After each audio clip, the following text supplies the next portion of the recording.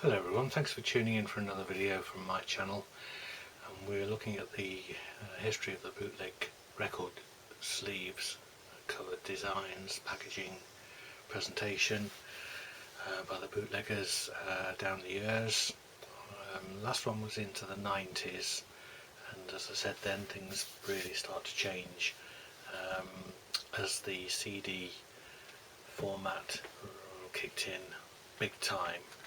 And basically all the bootleggers just completely went away from vinyl and saw the dollar signs, if you like, or the euros and switched completely to CD. And there was big money to be made, and make it they did. The history really of that period was the different formats that we could get our music in. So the CD age really came into its own in the 1990s, well, and particularly the 2000s, doesn't it? We went from enjoying bootleg magazines such as Hot Wax, talking about vinyl releases and picture discs, and really these are reviews of new titles, so that's what we used to have. And then we go into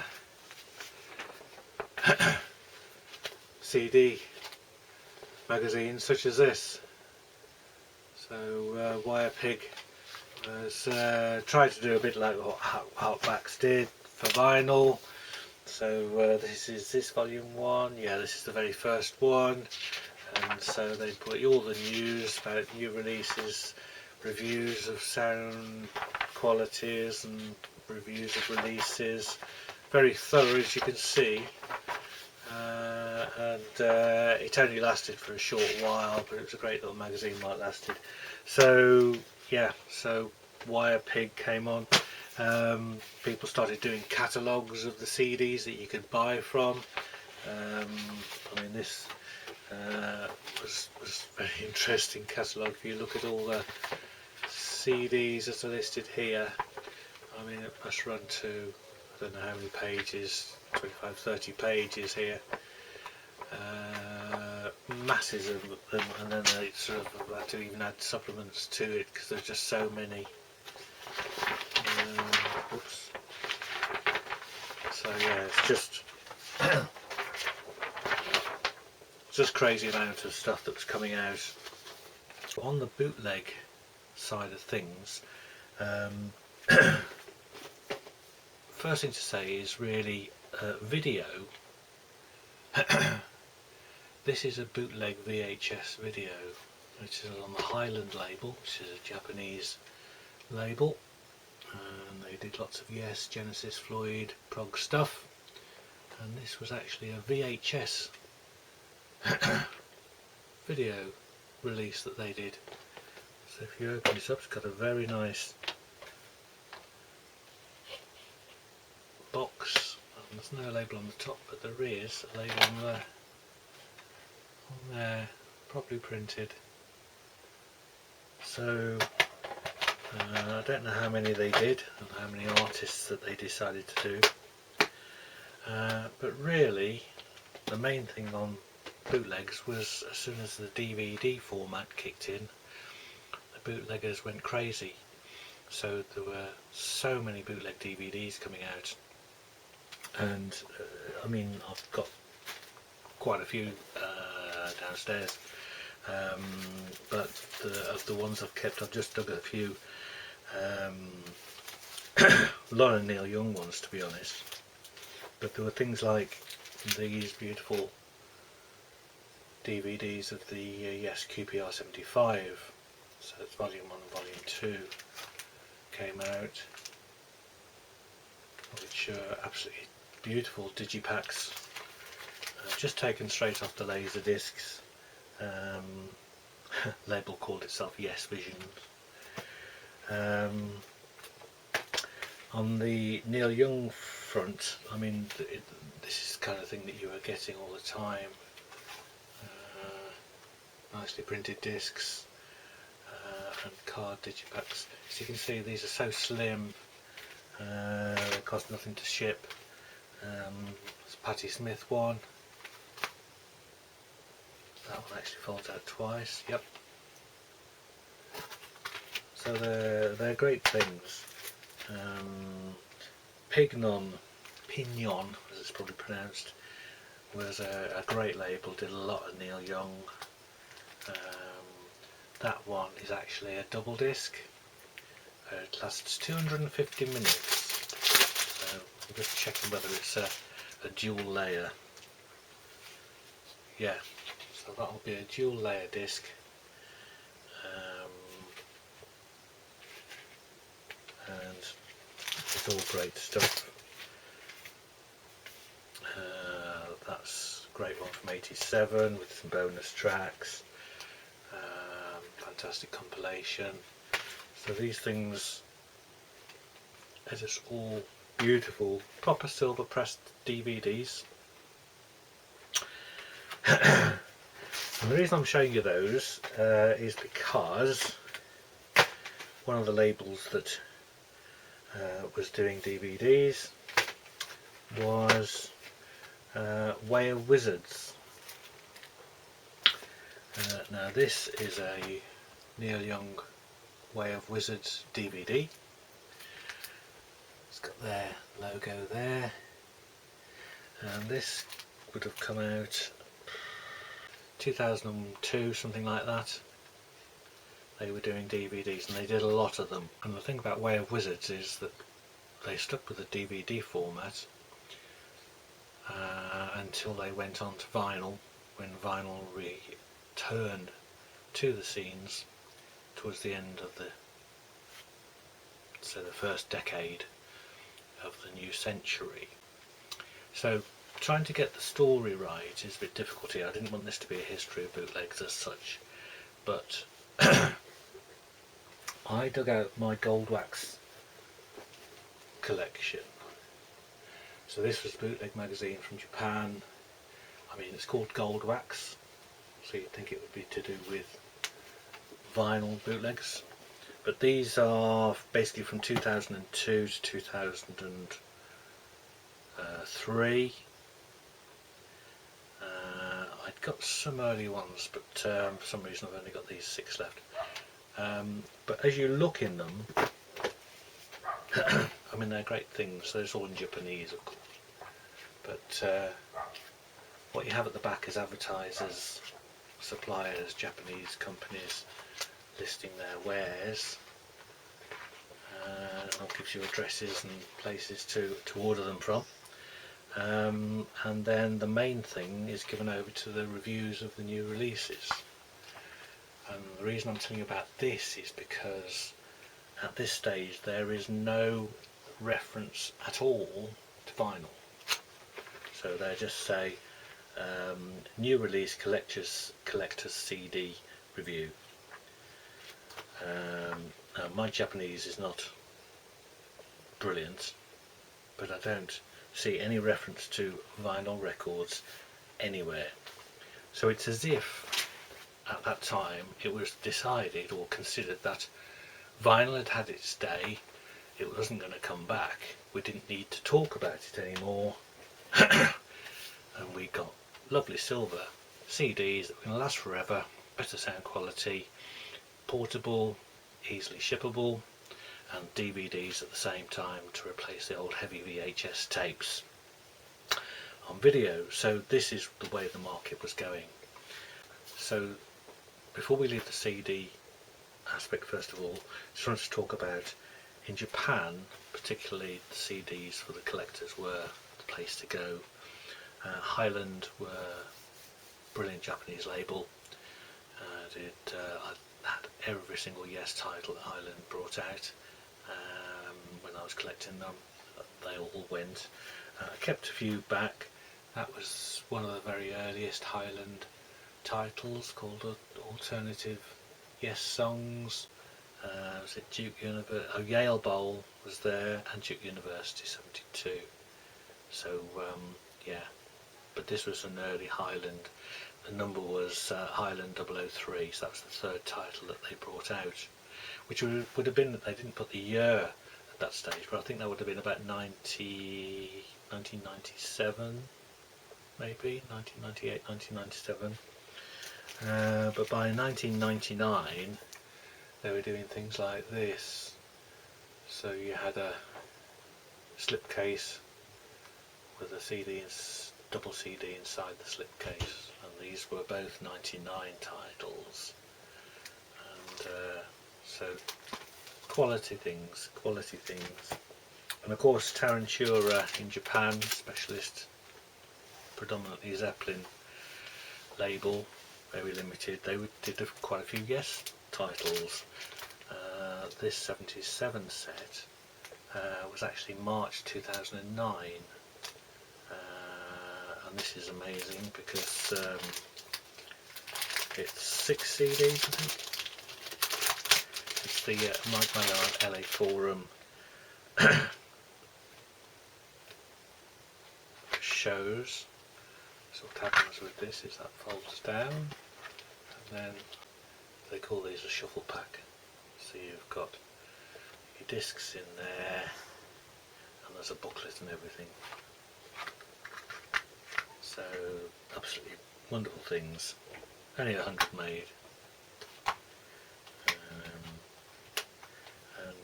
Yeah, so that was a great set that they did from 77. And Tarantula are still going, still producing stuff. You had Empress Valley, who were another Zeppelin Japanese exclusive supplier, and Mid Valley was their Eric Clapton sort of side spin-off label, but prolific releases, and they did a Yes one for us. A nice soundboard in a box from 2004, plus the was it Montreal? Sorry, Quebec 79. Quebec 79 soundboard. So I think there's 4 or 5 discs in there. But again, just 100 made, and very, very, very lavish things. So we had a lot of fun with the CDs whilst the vinyl wasn't around. But everywhere that you look at this time, the music industry had said goodbye to vinyl and didn't expect it to return at all. It just so happened that by about the middle of that decade, 2005-2006, people started to talk about, you know, if only vinyl was still available and things were pressed on vinyl, people were getting annoyed by being ripped off on the CD front. And that coincided, funny enough, with a change in my personal circumstances. My life changed big time. And totally coincidental, but I had a fairly large collection of bootleg CDs, and these were all boxed up and having to be moved. They were moved between 4 different properties at around this time, and soon after my life settled back down again, vinyl started to re-emerge. We had the Record Store Day, which started, I think, 2008, if I'm right. I did look it up the other day. I think it was 2008, the first Record Store Day, which was, if you like, a celebration of the fact that things were returning to vinyl, and people wanted vinyl. The demand was there. So really, by the end of that decade, by 2010, vinyl had started to reassert itself, if you like, and from the collector's point of view, this was what we wanted. And so the bootleggers recognised this fact and started doing vinyl bootlegs again. And of course, at this stage, the vinyl plants had all closed down, mothballed, or obviously a lot of them were probably broken up and converted into other other businesses. But those that weren't suddenly had an influx of orders and interest. So 2011, and we start getting some interesting vinyl bootlegs coming out. This one dates, I think, from that period, and it's a Pink Floyd box set, Last Night at the Rainbow. So it's a triple album, multicoloured vinyl, and what they did is they reverted to the insert style. So this is a loose insert. I've just kept the original shrink wrap because you get this fantastic TMQ silver stamp, silver sticker, sorry, which is important not to lose on these things, but otherwise it's just a plain box. No inserts or anything like that, so they were clearly watching the pennies in terms of production, but I'll just show you one of the discs. And they do all vary, so this is kind of a grey, blue, white splatter, really nice, plain white labels, and the others are similar, just different colours. So it's a beautiful thing, and you know, it was a symbolic release. I remember quite a few started to come out with this style, single LPs, doubles, triples, single sleeves, with this sort of insert and these foiled stickers, and yeah, that's the one I kept of the ones that I had from that period, mainly because the vinyls were nice. And then I've got some other ones that came out towards the kind of 2018-2019 period in very much the same style, so we'll show those probably on the next video. But sticking with 2011, if I can find it, there was a label called Wonder Minnow started up, and these really were Dylan only titles, but very professional. Double album, gatefold sleeve, Newport Folk Festival, and very, very limited. So you get a little sticker there with your number on, and this is actually, it's not numbered on there, it's numbered on the back, I think. Yeah. So you get a number there. It's a bit faint, but this is number 325 of, I think, probably 500 made.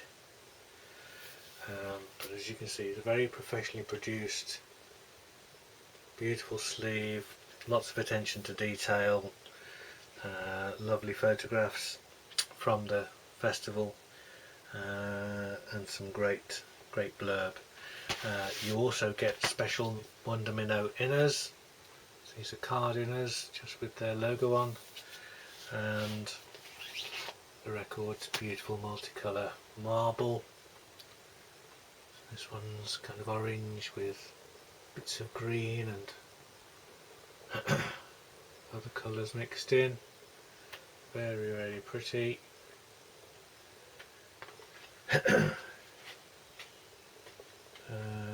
Good sound as well. So these are proper quality bootlegs. I'll show you the other disc just to remind myself what it's like. So again, you get the special inner. So this one is yellow, not quite so much marbling, just a bit. But nice pressings. And yeah, so that came out in 2011. Another one of theirs which I kept actually is from 2014, is this Nashville Sessions. Again, double album, gatefold sleeve. So all previously unreleased studio sessions from '69. And again, gatefold sleeve, full of information and some great photos. Proper Wonder Minnow inners, Beautiful, as you can see, stunningly beautiful, marbled translucent yellow. There's the one disc,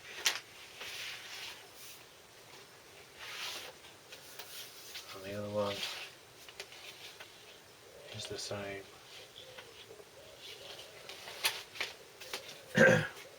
So, quality stock card, quality printing, quality title, and I don't think this, oh yes it has 174 out of 500 was the number on that one. So great label, great label. Way of Wizards went into vinyl, and one of the first ones that they produced, and this is still I think 2011, was this Pink Floyd box, Experiments. So it's super deluxe thing, very thick box, triple album, so there's 3 LPs, and it's Southampton University, Essen Pop Festival, and Amuji Pop and Jazz Festival. So it's all 69 stuff, and there's their logo on there. So they've moved into vinyl from DVD, and the thing is with Way of Wizards is you get a booklet. So beautifully presented thing.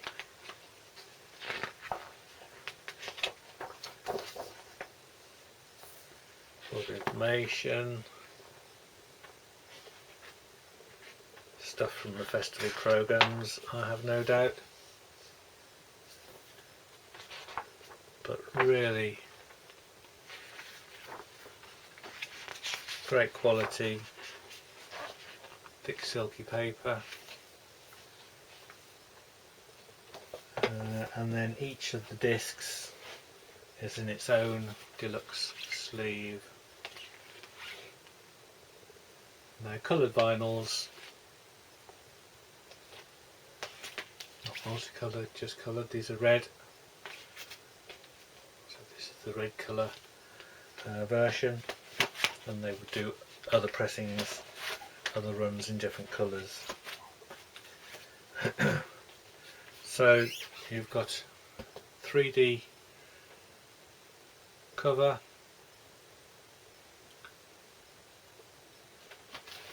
and they're just quality things. Another Floyd one was this Eclipse, which is Wembley 74. This time it's just a double, so not the complete thing, but obviously from the broadcast. Nice gatefold sleeve. It's obviously been out numerous times since, but you do get the show on a CD, so there's a single CD in there as well. So, and then the other Way of Wizards box that I've got is this really stunning Neil Young box set, again red vinyl version, Walk Like Giants, and this is one of my prized possessions. So does it give you a year? No. The shows were 2012, so it's 2 shows, Austin, Texas, and Central Park, New York. And as with the Experiments box, the Floyd box, you get a fantastic booklet, and this is really again such a quality thing. It's got the date lines there of the shows, so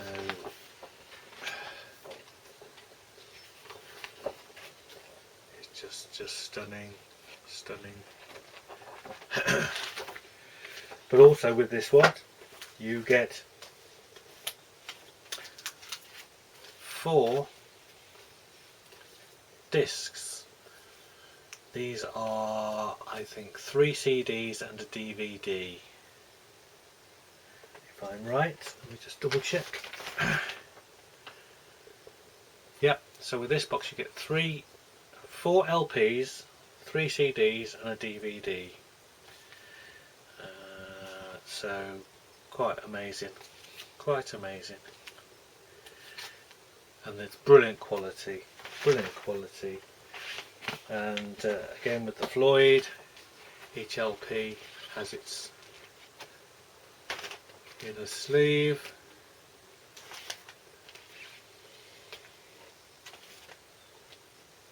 So just fantastic.